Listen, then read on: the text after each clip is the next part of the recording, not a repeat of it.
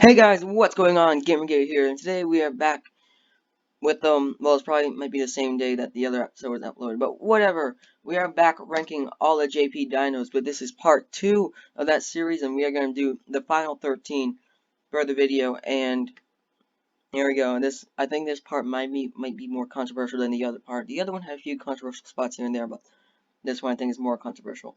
Also, I gotta get this out of the way. Spoiler alert for the movies. Yes, there will be spoilers because it's important.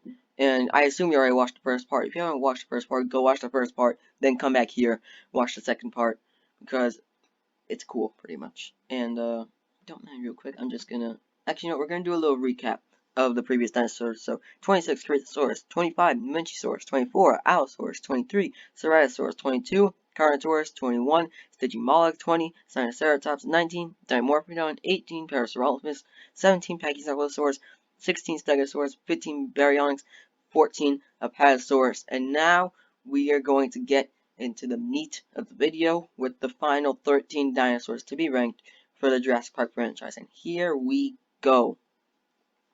Coming in at number 13 is the Ankylosaurus. Yeah, I really liked how the Ankylosaurus was used in the franchise. Really, only in Jurassic World. I thought in Jurassic Park 3 and Jurassic World Fallen Kingdom it wasn't used all that well. It really didn't do much in those films, but it was used very well in Jurassic World. It was used to show how powerful the Indominus is, and it also gave a really cool fight in the movie. If you want to know Jurassic World, I love Jurassic World. Just saying, I'm on this. I know there are a lot of people that don't like it. I love it personally, but yeah, I thought it was really well done in Jurassic World because of that one scene it had with the Indominus where it was fighting back and forth, and I thought that was really good, and that's the main reason it is this high up. I know in the last episode I talked about, you know, one scene doesn't make the dinosaur cool, but you know what? There's a really cool freaking scene. So, yeah, there you go. Ankylosaurus. Coming in at number 12 is the Gallimimus.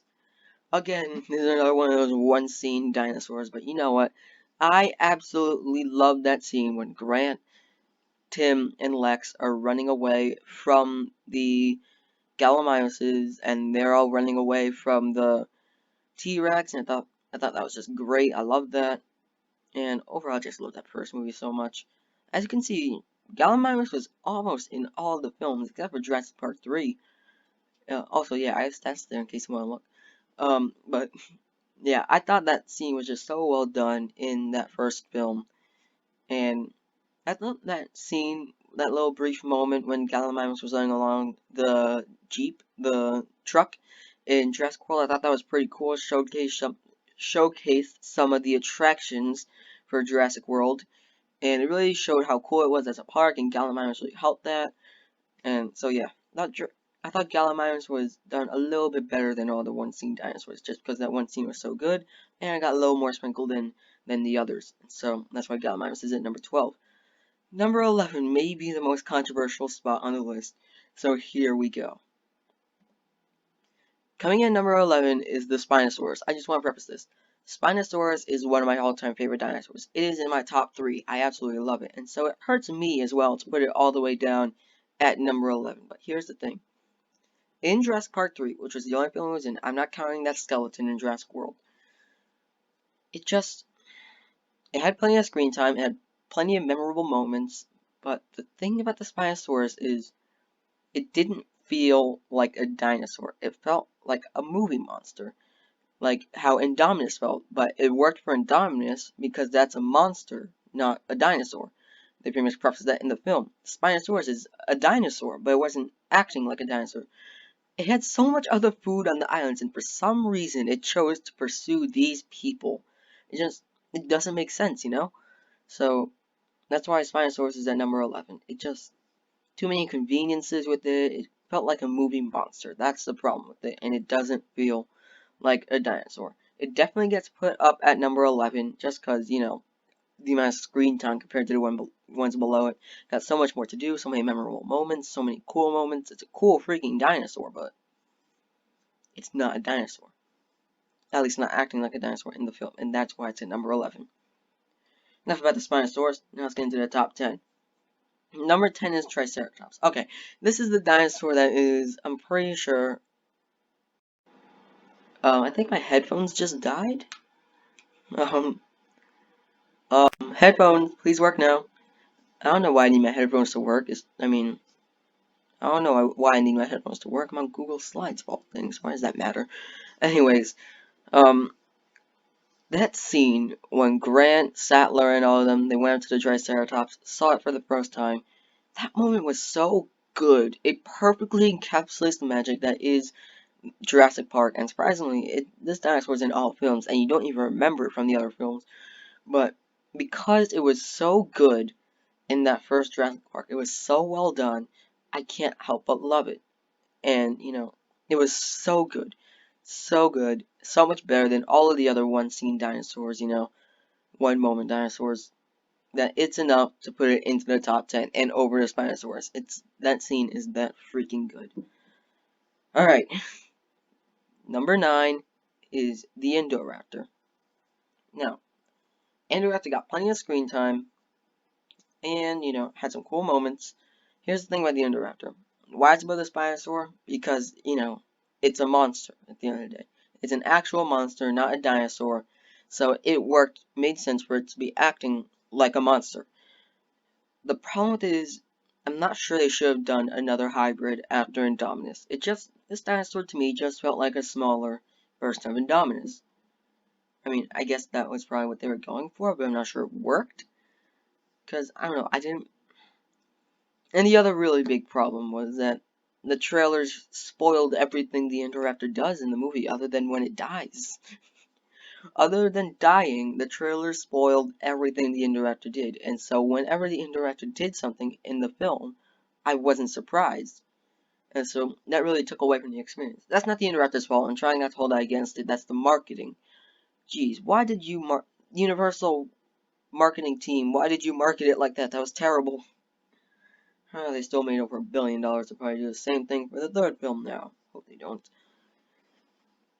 But, yeah, there you go. Indoraptor number 9. Cool dinosaur. I like the design. It was one of the best parts of Fallen Kingdom. But just the marketing, man. That's what frustrates me about it the most, personally. Coming in at number 8 is the Compsognathus. I know we are wondering, how can this 4-foot, 6.5-pound dinosaur possibly be better than a Spinosaurus or an Indoraptor? But this thing is freaking scary. I'll tell you that. That scene in Lost World when it's tearing apart Deer Stark, it's not just the one, it's hundreds of them, or tens of them, or whatever. Loads of them at the end of the day. And it's scary. It's one of the most terrifying scenes in the entire franchise. That scene when the compies are tearing apart Deer Stark, that's my favorite scene in the film. It's freaking awesome. And it's not just the one moment dinosaur had another great moment earlier in the film in Lost World when it's with the little girl. Sounds kind of messed up, whatever. But other than that, it really didn't do much in the movies, but those scenes are so freaking good that it gets it all the way up to number 8. That's how good it is. That little thing is terrifying, okay? If you don't believe me, well, you don't believe me. I can't convince you otherwise. Now at number 7, we have the Dilophosaurus. Okay, I keep on lying about these one-scene dinosaurs. Dilophosaurus is probably the best of the one-scene dinosaurs.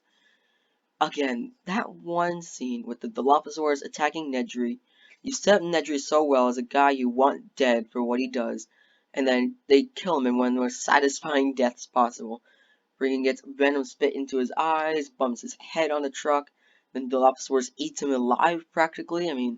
It's terrifying, man. Dilophosaurus, that one scene was amazing.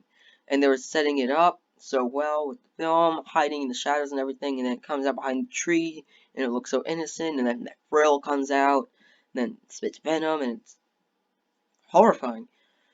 Gosh, I love the Dilophosaurus so much, and I'm counting it in Jurassic World. I know it was just a hologram, but I'll count it because I kind of saw the Dilophosaurus. I'm willing to count a hologram. So, yeah, there you go. Dilophosaurus number 7. Again, just because of how good that one scene was, which was freaking amazing. I will regard it as one of the best scenes in film history. I really would say that. I would really go that far. Then again, I'm biased because that's my favorite movie, but whatever. Number 6 is the Pteranodon. When I was making the list, I was actually surprised how high the Pteranodon is on here, because First off, it was in a lot of movies. It was in the past. It was in all the movies except for Jurassic Park. But unlike dinosaurs like the Stegosaurus or, Triceratops, it had more than one scene to be freaking awesome. It was in Lost World, okay, it didn't really do much. In Jurassic Park 3, that thing was freaking terrifying. It was one of the best scenes in the film, if not the best. It was really good. And then in Jurassic World, again, one of the best scenes in the film. That scene when the pteranodons are loose on Main Street and they're picking up all the people, and then it picks up Zara, and they're tossing around with each other, and then goes into the water, gets eaten by the mosasaur. That scene is so freaking amazing. I love it so much that the pteranodon has to be this high. I mean, it's just used in Lost World and Fallen Kingdom. It wasn't used that well, but in Jurassic Park 3 and Jurassic World, it was used spectacularly. So that's enough to get to number 6. Not quite top 5, but number 6, absolutely.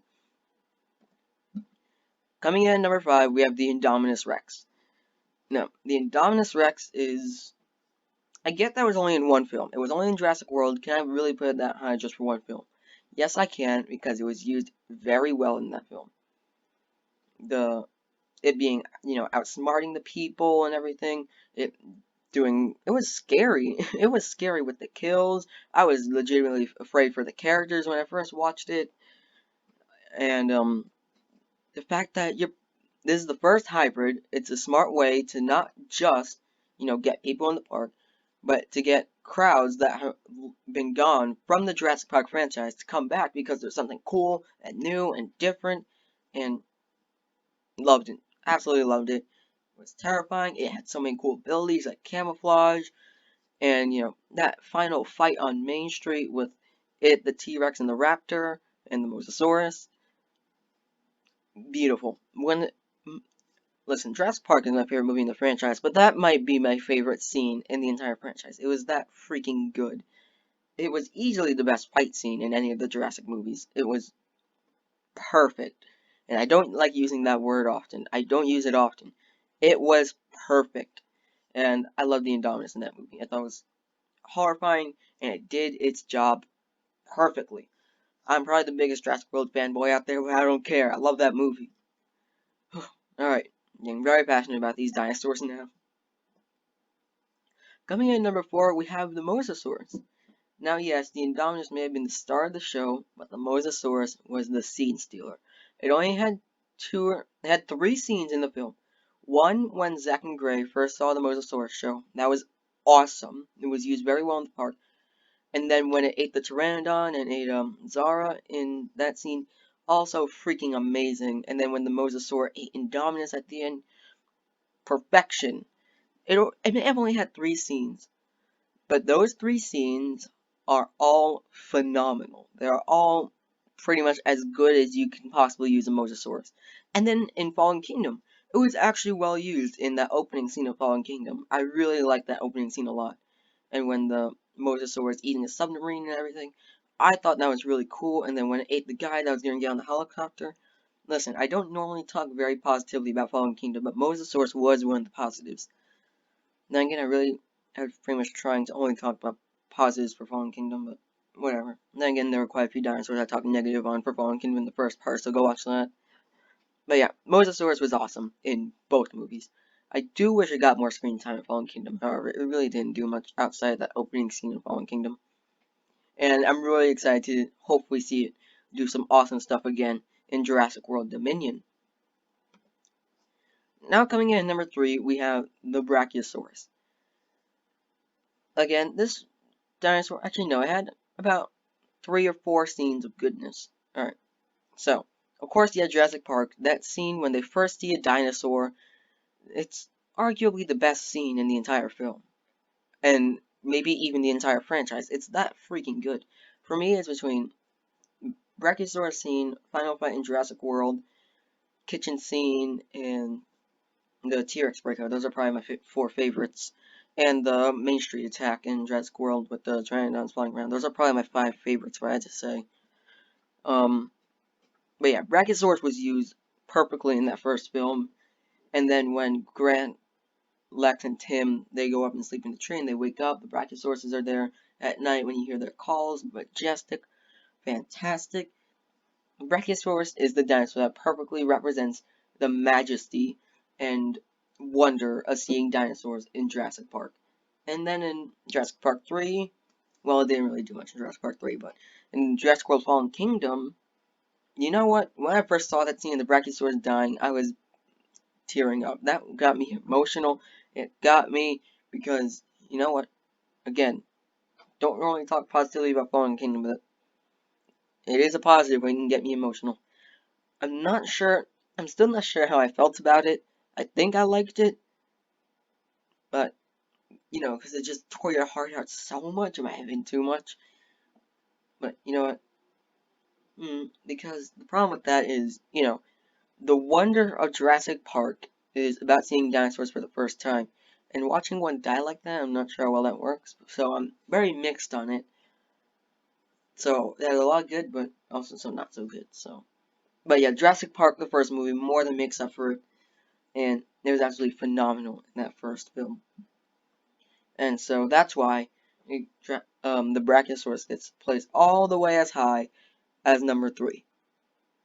Now for the top 2, which one do you think will be in the number 2, guys? Which one will be number 2? Which one will be number 1? We're about to find out in 3, 2, 1. Maybe a little controversial. Number 2 is the Tyrannosaurus Rex. Now, don't get me wrong. Rexy is absolutely the face of the franchise, and well deserved. Absolutely. She was used well in all of the films, even in Jurassic Park 3. I liked that fight, and I get that they wanted to pass the torch over to the Spinosaurus, at least for the film, and I was okay with it in Jurassic Park 3. I thought, well, then again, in Fallen Kingdom, was Rexy really used all that? Well, I mean, when you get to Fallen Kingdom, Rexy is pretty much a superhero and saves the people every time, and only kills the bad people, so yeah, Rexy is pretty much Team Human, so I'm not really sure I liked Rexy all that much in Fallen Kingdom. Then again, I can say the same for Blue. And then, but yeah, Rexy was used perfectly in the first film, absolutely perfectly. Then again, in the first film, Rexy does walk into the visitor center at the end, and no one notices. I mean, there's no damaged walls or anything. Is there a door that fits Tyrannosaurus Rex? Whatever. I mean, I'm willing to look past it. But, I mean, that scene when T-Rex breaks out, it's I'm not sure it's the best scene in the franchise, but with that and the Brachiosaurus scene, those are probably the most iconic scenes in the entire franchise. You can't argue that. Those to me are the most iconic scenes. They're both so freaking good. And T-Rex, that scene, man. Oh, that scene. And then Lost World, that scene with the trailer. And I guess San Diego was a little silly, but I kind of liked it because it was fun. And then in Jurassic World, that final fight, again, spectacular. So Rexy was used very well in the franchise, but I don't think Rexy was used quite as well as the number 1. The number 1 is the Velociraptor. Now I know the Velociraptor is unrealistic, similar to the Dilo, to the real-life dinosaur, but in the first film, the Velociraptor was used, again, perfectly. It was the most scary dinosaur in the film. And to me, it is still the most scary, well, is it the most scary dinosaur in the franchise? As of now, I don't think so, because, you know, Blue is just a hero, pretty much, at this point. So, yeah. But, in that first film, Raptor was terrifying. It chewed up all the scenery. That kitchen scene, ooh, you know, still scares me to this day. Well, not really, I've seen it so many times, but I can imagine someone getting terrified by that. I never did because I always loved dinosaurs, so I was never really scared by them, but you can very much imagine someone getting scared by that. In Lost World, that long grass scene was one of the best in, the long grass scene is one of the best scenes in that film. That was freaking great. And then Jurassic Park 3. Say what you will about Jurassic Park 3, I actually still like that movie, but the raptors were the highlights of that film. I mean, they were used awesomely in Jurassic Park 3. When that Udesky kill was great, and I really loved how they looked in that film, especially the leader one, the one with the quills on the head. I thought that was a really awesome design. And the Tiger Raptors look freaking awesome. And then you get to Jurassic World. I get that they could be a little too hero-y, I guess. But the thing about the raptors in Jurassic World is that, at least at one point, they turned on the humans and they just started massacring them. And I think I would have had a problem if they didn't do that, but they did, and I was all over it. I thought it was great. And then, Fallen Kingdom, I guess, I mean, Blue was a little too much hero-y at the end of the day. So I guess I'm not the biggest fan of the way it was used in Fallen Kingdom, but all the others, I dug it.